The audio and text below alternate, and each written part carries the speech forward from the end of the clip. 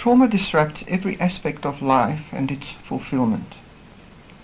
To conceptualize what is disrupted, the Wholist perspective uses two basic concepts: the triaxial framework and survival strategies. The triaxial framework observes in left brain fashion where what occurs when. Survival strategies are a kind of dictionary of right brain language, which translates physiological, emotional and social manifestations. Put a little differently, the dictionary gives non-verbal manifestations verbal definition and sense. The triaxial framework plots the many ripples of traumas in three dimensions. The three dimensions are the process axis, the parameters axis, and the depth axis. The process axis describes the development of the ripples. Stressor events are appraised according to survival needs and evoke stress responses, here called survival strategies. When survival strategies fail, traumas occur. They, in turn, are mitigated by defences which influence memories. Illnesses are compounds of survival strategies, traumas, defences, memories, strengths and vulnerabilities, and prior survival strategies and appraisals of traumatic situations. The parameters axis contextualizes the particularities of traumatic stress conditions. The depth axis localizes the human function levels of traumatic stress.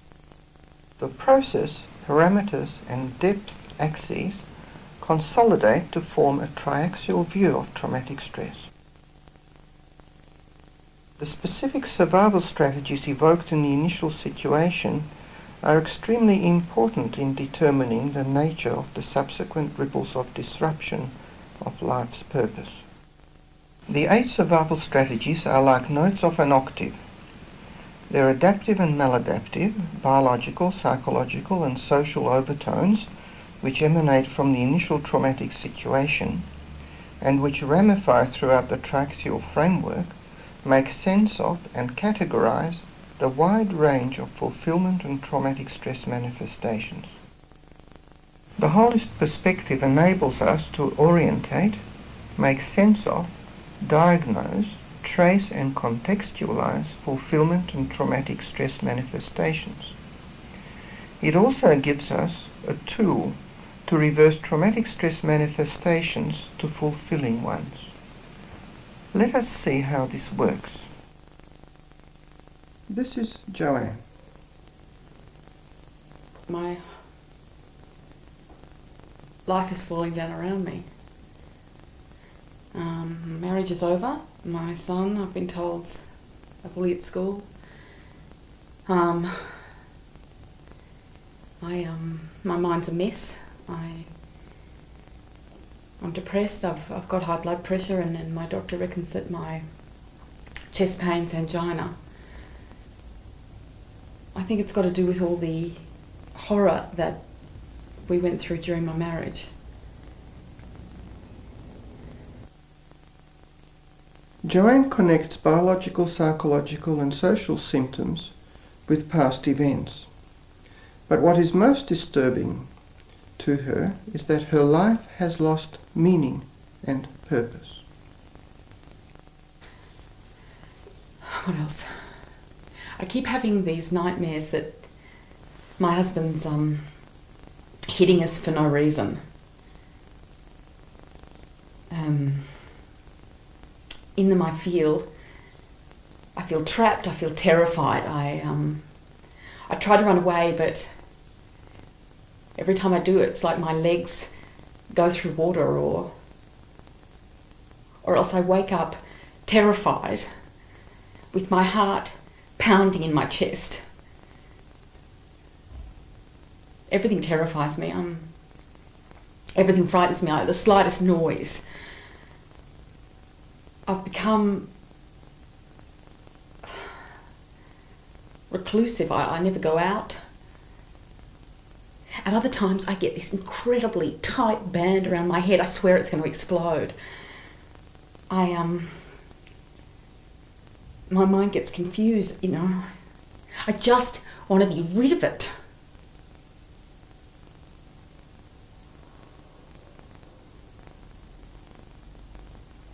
Then I get this chest pain. I've stopped watching television. I can't handle the violence or the noise. Sometimes I get furious, and that's when I'll do the housework. Or else I'll drink, and then I might have an accident. Sometimes I just burst into tears and collapse. Nothing seems worth it anymore. I feel despair, and I can't. Life's just this struggle, and I feel defeated by it. I feel so alone and totally inadequate. I feel like it's all my fault. All the time I was with my husband, he isolated me. I was a hostage all on my own. The world, you know, it was someplace else. I was in this nightmarish space capsule. No one could help me.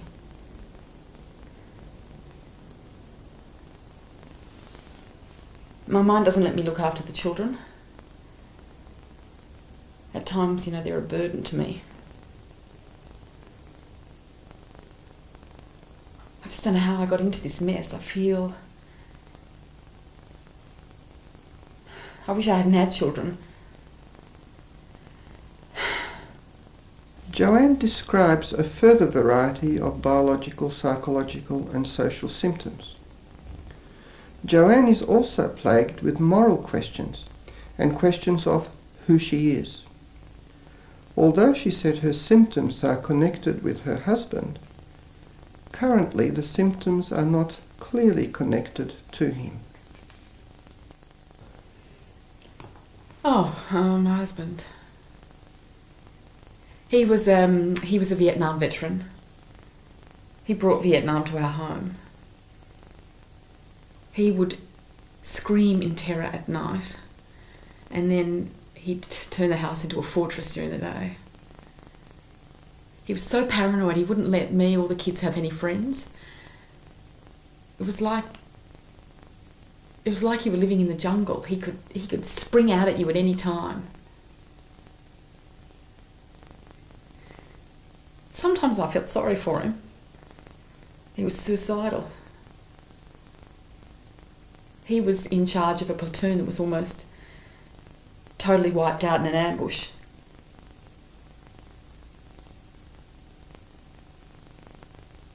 He was most abusive actually when it came to sex.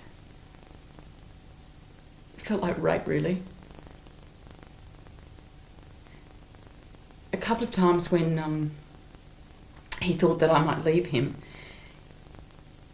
he actually raped me holding a knife to my throat. Joanne was both a primary victim of her husband as well as a secondary victim where her husband was the primary one. Joanne's son was a second generation victim. I don't wake up at night in sweats anymore, and my mind is feeling more settled. But even though I've gained some respect for myself, I've started to realise how I blame myself for everything that was happening. I was an inadequate, or I was told I was an inadequate, dirty slut, and that if these things were happening, then I must deserve them. I felt really ashamed in front of other people. But now I can see that it just wasn't fair. I was an intimidated hostage to a madman. I can see how my values and my ideals were shattered. I cherished that house. And he sold it to pay for his drinking and gambling. And he was screwing other women while I was having my son. In the group, I suppose I've come to understand that I'm not the only one who's got those problems. And I don't know, it's terrible how women have to suffer in that way. But we support each other, and yeah, I'm starting to like myself again. Once survival was assured, Joanne turned toward correcting deeper personal issues involving morality, dignity, values, ideals and principles. And she did this for herself, her family, and in the women's group. This is the most painful part of my therapy. I can see now how out of 3 sisters we all married abusive men. It's like I can see my mother for the first time. She taught us how not to resist. She was herself, abused by her stepfather for years. And in order for her to survive that, she just had to put up with it and ignore it.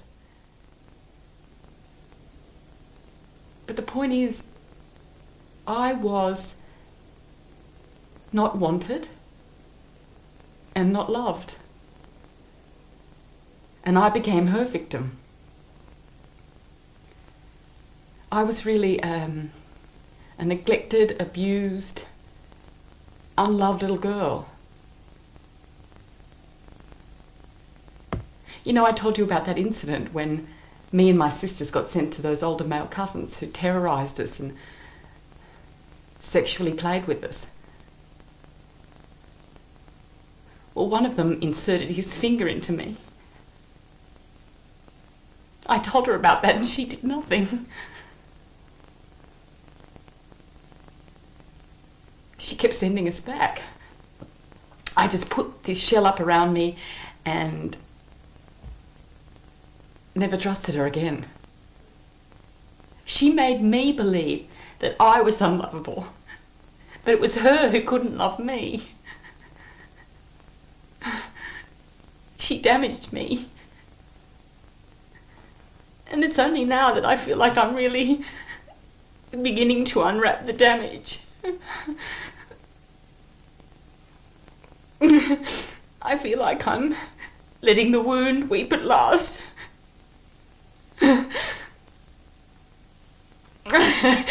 I feel like I've been crying as though someone had died.